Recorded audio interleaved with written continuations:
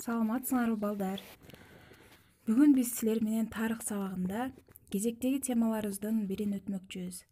Балдар, каникулду кандай өткөздүңөр? Жакшы өткөздүңөрбү? Кырдаалыбызга байланыштуу эми сабактарды билим алууну аралыктан ала баштайт экенбиз. Бүгүнкү өтүлүүчү темабыз Кыргызстандын көз карандысыздыгынын жарыяланышы деп аталат экен.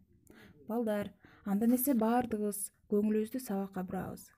Бүгүнкү темадан биз мамлекеттүүлүктүн алгачкы кадамдары жөнүндө, андагы башкаруучуларыбыз, эң алгачкы башчыларыбыз жөнүндө биле алат экенбиз. Андан сырткары бул теманы окуп, терең ой жүгүртүүнү калыптандырып, дүйнө таанымыбызды кеңейтип, патриоттуулукка тарбиялансак болот экен. Биздин мамлекеттүүлүгүбүздүн эң алгачкы жылдарындагы кырдаалды эске алганда биз андагы символикаларыбыз, андагы башкаруучуларыбыз жөнүндө сөз кылып кетпесек болбойт. Аскар Акаев бул Кыргыз Республикасынын биринчи президенти, балдар, буга чейин дагы билип жүрөбүз. 1990 жылы 27 октябрда Кыргыз СССРнын Жогорку Советтер Союзунда сессиясында альтернативдүү негизде Кыргыз Республикасынын биринчи президенти болуп Акаев Аскар Акаевич шайланган. Бул жылдары мамлекеттүүлүктүн башкаруу бардык органдары президентке гана тийиштүү болгон. Союздук республикалар гана эмес, аз сандуу улуттар дагы көз карандысыздыкты талап кыла баштаган жылдарда мамлекеттүүлүктүн эгемендүүлүк жөнүндөгү декларациясы да кабыл алынган. Бул жыл биздин Кыргыз Республикасы эле эмес, Союздук республикага кирген бардык өлкөлөр үчүн бул жылдар аябай жакшы, же болбосо өз өлкөсүнүн эгемендүүлүгүн сактап калууга эң сонун мүмкүнчүлүктөрдү жараткан жылдардан болгон десек жаңылышпайбыз.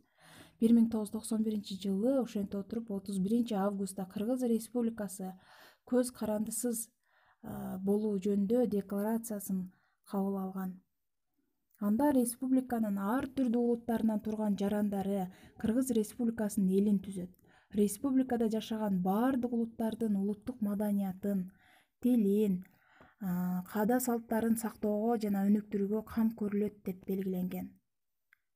Мындан тышкары ал мезгилдерде Кыргыз Республикасынын эң алгачкы башкаруучулары дагы өздөрүнүн эң бир уникалдуу иштери менен элге тааныла келген.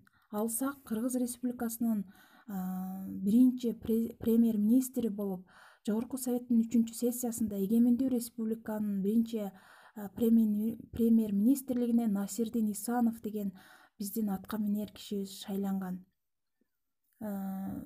Мамлекеттүүлүк дегенде биз эмнени эске алабыз? Албетте, мамлекеттүүлүк болгон жерде бардык өлкөнүн өзүнө гана, жеке өздөрүнө гана тийиштүү символикалык белгилери болот эмеспи?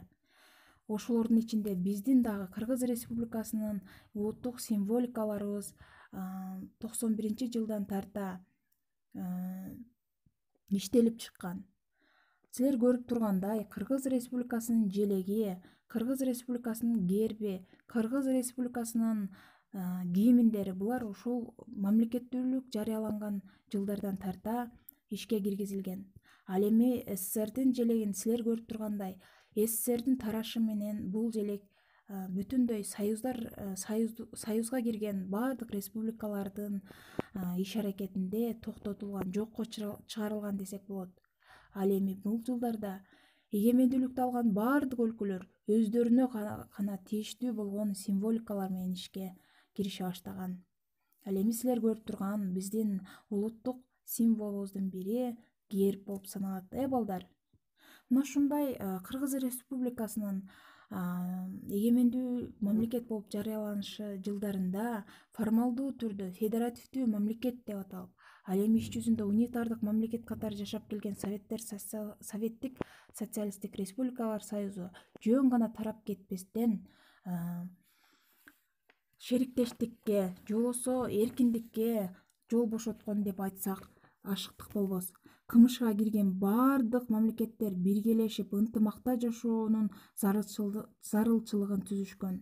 Анткени СССРда бирдиктүү эл чарба комплекси түзүлүп, ар бир союздук республиканын экономикасы бири-бири менен чырмалышкан байланышта болгон. Союздук республиканын элдери бири-бири менен тыгыз байланышта болушуп, аралашып калган эле. Алардын биримдиги коомдук турмуштун бардык жактарынан саясий, экономикалык, маданий коргонуу маселелери боюнча зарыл болгон. Мынакей балдар, биз бул тема боюнча азын-оолак маалымат алдык десем жаңылышпайм.